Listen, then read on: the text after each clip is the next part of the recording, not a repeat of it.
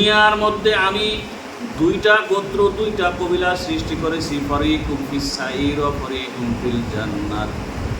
দুনিয়ার মানুষেরা, তোমরা আমার এই কাজগুলির ভিতরে যেই কাজগুলি ভালো, যেই কাজগুলি করলে মানুষ তোমাকে ভালো বলবে, পরকালে জান্নাতের মধ্যে যাওয়ার মতো যেই কাজগুলি করলে ফেরেশতারা তোমাকে কিছুই জিজ্ঞেস করবে না, সেই কাজগুলি দুনিয়ার মধ্যে আমি দিয়েছি।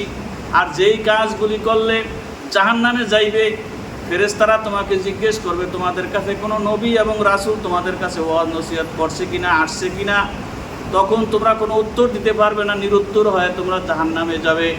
এই দুনো প্রকারের কাজ, জান্নাত এবং জাহান্নামের কাজগুলি আমি দুনিয়াতে সৃষ্টি করে দিয়েছি। তুমি যদি দুনিয়াতে ভালো কাজ করো তুমি জান্নাতে যাইবে, আর দুনিয়াতে যদি তুমি খারাপ কাজ করো তাহলে তুমি জাহান্নামে যাইবে। এই জন্য কথা আসছে এখানে যে আল্লাহু তাআলা খালিকুল আফআলিল লিল ইবাদি কুল্লিহা ওয়ালিল ইবাদি আফআলুন ইখতিয়ারিয়াতুন ইয়াসুবুনা বিহা ওয়া ইউআকাবুনা আলাইহা। তুমি যদি ভালো কাজ করো ভালো ফল পাবে, আর তুমি যদি খারাপ কাজ করো তাহলে খারাপ ফল পাবে। এর ভিতরে অন্য কথা আসছে এখানে আল্লাহ রাব্বুল আলামিন দুনিয়াতে আমাদের রিজিকের ব্যাপারে দুইটা কথা বলেছে। একটা হলো আল হালাল ও আল হারাম। হালাল এবং হারামের ব্যাপারে কথা আসছে যে হালাল, হালাল হলো কোনটা? নদীর মাছ, লক্ষ লক্ষ হাজার হাজার জেলেরা নদীতে মাছ ধরে, হালাল, কোনো জিজ্ঞাসাবাদ নাই।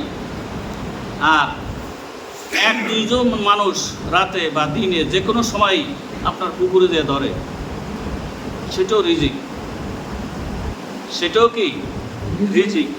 রিজিকের কথা সেই কথাটা আসছে যে অল হালালু অল হারামু কিলাহুমা রিজকুন। হালাল এবং হারাম দুটোটাই কিন্তু রিজিক। কোনটা আপনি রিজিক বলবেন না? নদীর থেকে মাছ ধরছেন, সেটা কি? সেটা রিজিক, সেটা রিজিক না?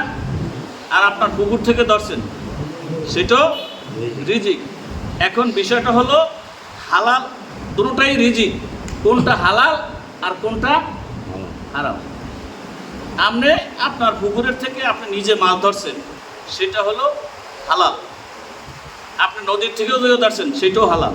কিন্তু আপনার পুকুর থেকে আমি ধরছি, সেটা হলো হারাম, সেটাও কিন্তু রিজিক। এজন্য বলছে যে হালাল এবং হারাম কিলাহুমা রিজকুন, দুটোটাই কি রিজিক।